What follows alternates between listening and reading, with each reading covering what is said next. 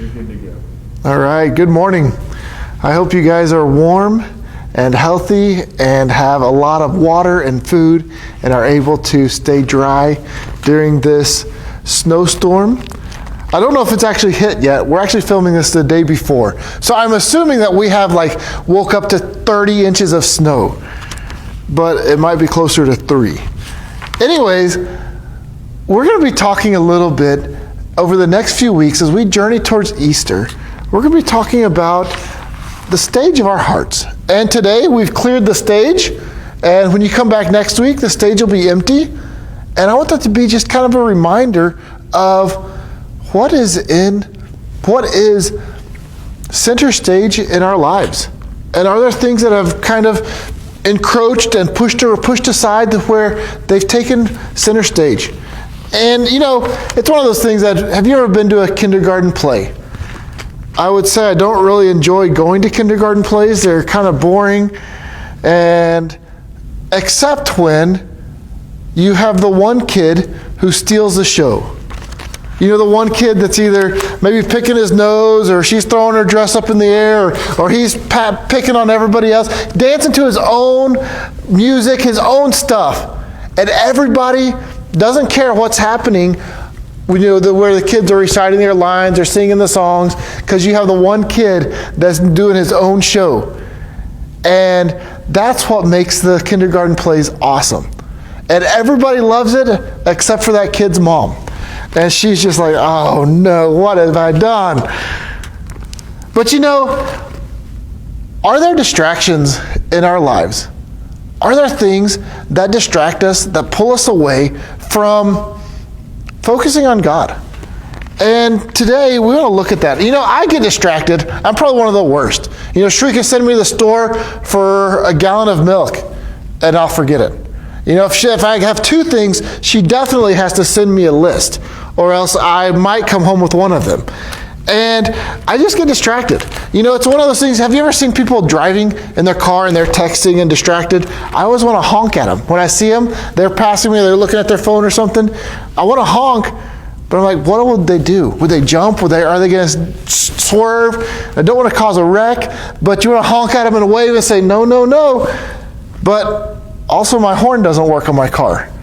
And I am glad that there aren't safety inspections, because, for the safety inspection, I have to go get the horn fixed. But right now, I don't have a horn. Well, where were we? Oh, yeah, we're talking about distractions. There's a lot of things that distract us. And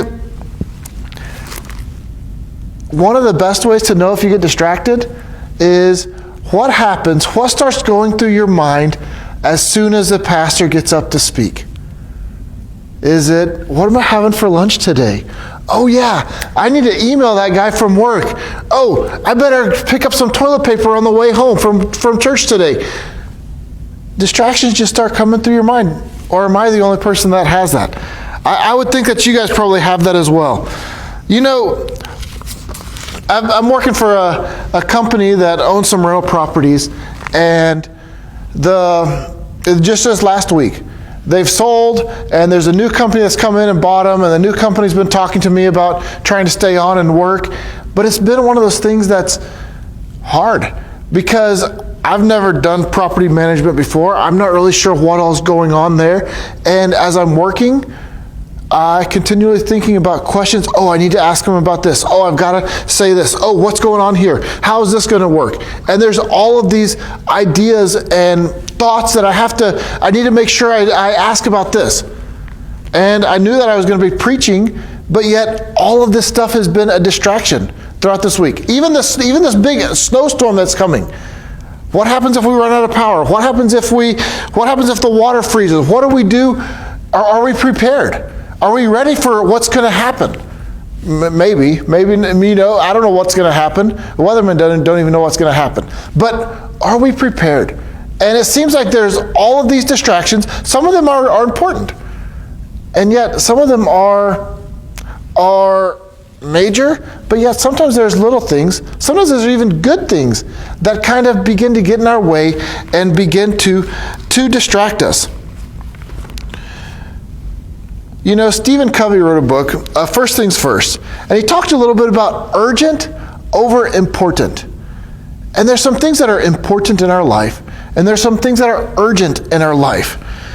You know, say you're eating dinner with your family, and yet you get a text message, or you remember that you have to respond to a client, you know, or a business deal that I've got to get this done. And yet we shorten our family time because somebody's texted us. And then we end up looking at Facebook, and then we end up doing, I've got to order some stuff on Amazon. And all those things might be urgent, but they're not really that important. You know, and one of the other questions he asks is, what is one activity you know if you did well and consistently, you would have significant positive results in your personal life? If there's one activity that you did really well and consistently would have significant positive results in your life, or even your work, your professional life, is there one thing? And then he says, if you know that there's one thing that would make significant differences, why don't you do it? And I wonder if we could ask that about our spiritual life. If there was one thing that would make a significant difference in our spiritual life, in our relationship with God, in our relationship with others, if there's one thing that we did really well that would make a significant difference and a positive result, why don't we do that? You know, and I doubt that I'm the only person here who puts other things in front of my spiritual life. You know, I think there's times that we all do that. I think there's times that we all put stuff in front of our spiritual life and our spiritual health. You know, I want to share a story today from Luke chapter 10. It's Luke chapter 10. It's Mary and Martha, two of Jesus' friends. And they come, and Jesus is coming to their house. So let me go ahead and I just want to read this, and then we'll kind of dissect it out a little bit. It's Luke chapter 10, verse 38 to 42. As Jesus and his disciples were on their way, he came to a village where a woman named Martha opened her home to him. She had a sister called Mary who sat at the Lord's feet listening to what he said. But Martha was distracted by all the preparations that had to be made. She came to him and asked, "Lord, don't you care that my sister has left me to do all the work myself? Tell her to help me." "Martha, Martha," the Lord answered, "you are worried and upset about many things, but only one thing is needed. Mary has chosen what is better, and it will not be taken away from you." I don't know what you guys would do if you had 13 people show up, Jesus and his 12 disciples. There might have been other people as well, but at least Jesus and his 12 disciples show up, knock on your door, and say, "Hey, we'd like to come in for dinner today." You know, well, I guess Martha actually opened up her home to him, but said, "Hey, come on in, you guys are welcome." My wife would probably go crazy, trying to get everything ready. You got to cook, we got to do this, run to the store. Well, there are no stores, so go ahead and milk the cow instead of going to go get a gallon of milk. There'd be stuff that there's a lot of preparations to get for 13 people, plus Mary and Martha, and they had a brother named Lazarus as well, which we'll find out later on in a different story. But you had maybe possibly 16 people, possibly more, that came over for dinner. That's a lot of work. And one person is busy doing all of this stuff to care for Jesus. You know, what could be more important than feeding Jesus and his disciples? And then Martha is in the kitchen, banging pots and pans around, and looks over, where in the world is Mary? Well, she's sitting there listening to Jesus. What? No, we have company. It's time to work. Come on, lady, get up and let's get going. And Martha's like, what do I do? So she goes up and just talks straight to Jesus. Hey, would you tell her to get up and help me? And Jesus says to her, says, you're worried and upset. You're anxious. You're worried. You're upset about many things, but only one thing is needed. And Mary has chosen what is better, and it will not be taken away from her. You know, it's interesting. This is in chapter 10. In chapter 9, there's a story about Jesus feeding the 5,000. And I wonder, If Jesus could feed the 5,000, was Jesus even concerned about what they were having for dinner that night? Was Jesus even concerned about the preparations?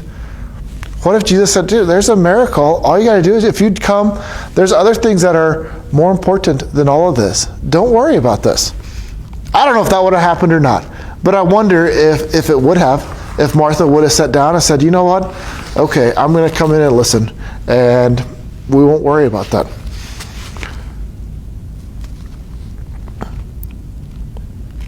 But Martha was distracted. At the very beginning, Martha was distracted by all the preparations. Not necessarily are they bad things, it's good things, but distracted from all of the stuff going on. But Mary made a choice. Mary made a choice to say, no, I'm going to follow Christ. You know, do you find yourself enjoying spending time with God in His Word, taking and talking with Him? Do you find enjoyment in doing that? Or do you find yourself busy with all the expectations, trying to fit in with the culture? It doesn't have to be a bad thing. We all have to work. We have mortgages. We have car payments. We have to keep things going. We have kids. There's sports, vacation. There's all kinds of stuff. None of it's bad. It's all things we have to eat. We have all of this stuff. There's music. There's entertainment. There's all kinds of stuff going on in our lives. And not necessarily doesn't have to be bad. But are we distracted? And do those things begin to find their way on our stage in our life and start pulling our attention away from the one thing that really matters? You know, maybe it is things that we really have concerns and really do have worries. You know, our kids, they're growing up way too fast. You know, their friends, I don't know if I like the people they're hanging out with. You know, jobs, uncertainty, not sure what's going to happen. Am I going to have another paycheck? Is something going to happen with my job? Money, how is the money going to stretch? You know, COVID, I don't want to get sick. What happens if we get sick? What happens if somebody else gets sick? What happens if I'm quarantined from work for 2 weeks? You know, our economy, retirement. And sometimes I think we're just so busy. We just keep pushing ahead, and we really don't. We keep pushing ahead, and all of the urgent business starts to distract us from spending the important time with God. And we begin to lose that intimacy with God just by the distractions that are happening in our life. You know, sitting at Jesus' feet, Mary chose to do that. She chose to sit at Jesus' feet. It didn't happen accidentally, because there's too many things going on. Many of them are good things that just crowd out that time that we choose. It's not something you choose once in a life and it's settled. You have to keep choosing it over and over, day in and day out, by saying no to other things so that you can say yes to the one necessary thing. So the bottom line is, Jesus says, sitting at His feet and listening to His word is the one necessary thing for those who follow Him. You know that if you did this well and consistently, it would have significant positive results in your spiritual life. You know, will you begin to do that today? Will you do whatever it takes to consistently, from now on, by choosing to follow Christ, by choosing to sit at His feet? You know, and I think that it's one of those things that it's small decisions we make today and tomorrow, over time, make some major impact, major results in our lives. Those small decisions that we continue to make. And it's one of those things that I would encourage you guys to spend time with God. You know, one of the challenges I want to give this week is I would challenge you to silence social media, your phone, email, silence your internet for an hour a day. And you don't have to pray an hour a day, but spend some time just silencing all the distractions and spend a few minutes with God in His Word. Spend a few minutes of time with your family. Spend some time that maybe you've missed out on. Because I think that it's very important for us to begin to focus on the important and maybe not so much on the urgent or the things that just distract us. Well, let's go ahead and close in prayer. Dear God, would you please help us to be able to focus on your Word. Help us to be able to focus on you. Lord, would you guide and direct us? And would you help us not to be distracted by all of the preparations, all of the day-to-day life, but give us the courage to spend time with you. In your name I pray. Amen. You guys have a wonderful week and stay warm. Go in His peace. Amen.